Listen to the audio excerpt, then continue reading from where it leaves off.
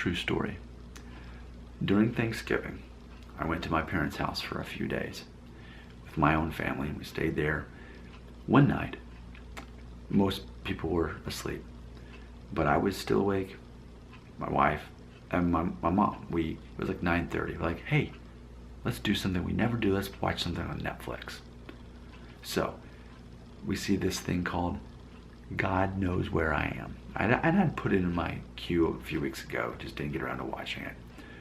We watched it, and we all very much appreciated it. So if you don't know what to watch, you're like, maybe I'll watch that thing Nick talked about. God Knows Where I Am. Here's ultimately what it's about. It's like a documentary, but almost in a form of a movie, where there's a lady who was losing her mind. She was schizophrenic, and I guess bipolar also.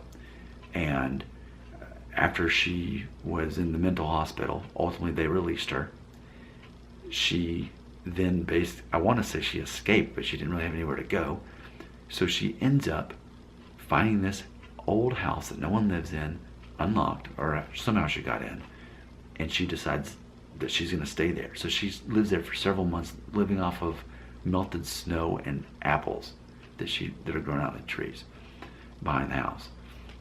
And the whole time she's journaling though.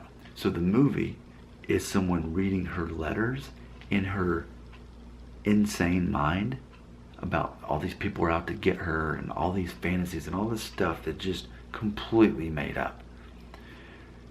And so if that sounds interesting, God Knows Where I Am. It's on Netflix. Check it out. So here's what it made me think about. This lady was not aware that she was insane. People tried to tell her, but she, in her mind, no, there's nothing wrong with me. My mind is fine. I know exactly where I am and what's going on. But she was truly schizophrenic. And here's what it made me think of. It was very clear that lady was trapped in her own mind. She was a prisoner in her own mind. And you already know where I'm going. This is the channel about hair loss. So many people get trapped in the prison of their own mind, their own fears and anxiety about losing their hair and what's going to happen, what's going to change if and when they do lose their hair eventually, as it is so common for men to lose their hair and always has been. But what happens is you get trapped in the prison of your own mind. It also reminds me though of the Metallica song Sanitarium from the Master of Puppets album, in which actually this person truly, well, I guess we'll never know for sure, but in the song, the person talking in the song is trapped in a mental institution, but in their mind at least, they're completely well. They're not crazy at all. They're trapped in this facility with all these crazy people who have lost their minds. So imagine what that would be like if you were trapped, basically in prison with all these crazy people, even though you weren't crazy. But it's that, as I'm describing this Metallica song, ultimately, that there's a good chance that the speaker in that song really was crazy. They just didn't realize it. So again, you can see where I'm going with this topic, knowing this is a channel about hair loss. Just imagine how many people are prisoners in their own mind about what might happen or what will happen when they lose their hair. And they paint this dark, grim version of reality of how everything's going to fall apart once they start losing their hair. If they're one of the unlucky people that starts prematurely losing their hair in their 20s, and they, meanwhile, there's other guys that have less hair than them already and are younger than them, but have no issues with confidence or dating or succeeding in life, because ultimately you get to paint your own version of your future. But most people find certain things like that too difficult.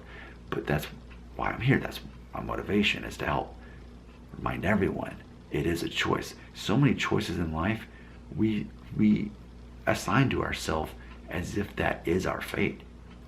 And I can give you an example of this. Forgiveness. I think the default is most people, they don't realize that forgiveness is a choice. And they say, well, that person did that to me. They said that to me. I can never forgive them. Meanwhile, in their own mind, they're a prisoner to that person.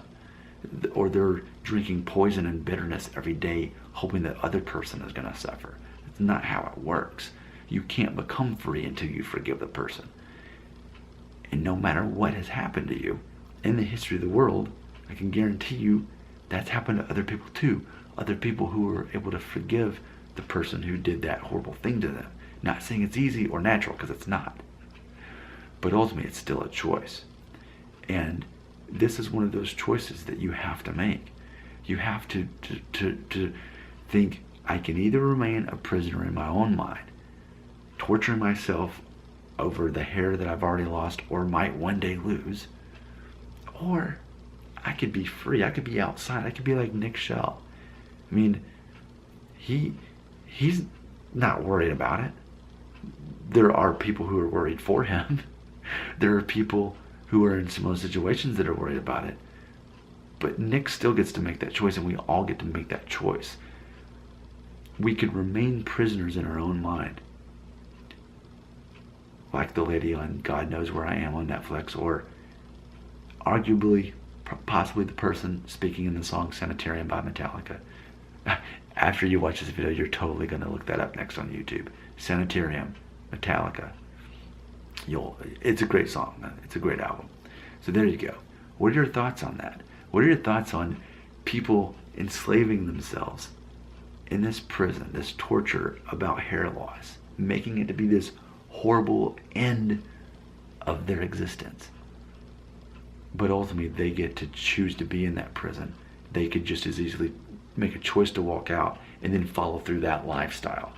Because that's one thing. It's one thing to make a choice, but then it's another thing to start making constructive decisions instead of destructive ones in your mind. What are your thoughts on this? You know the comments go right here.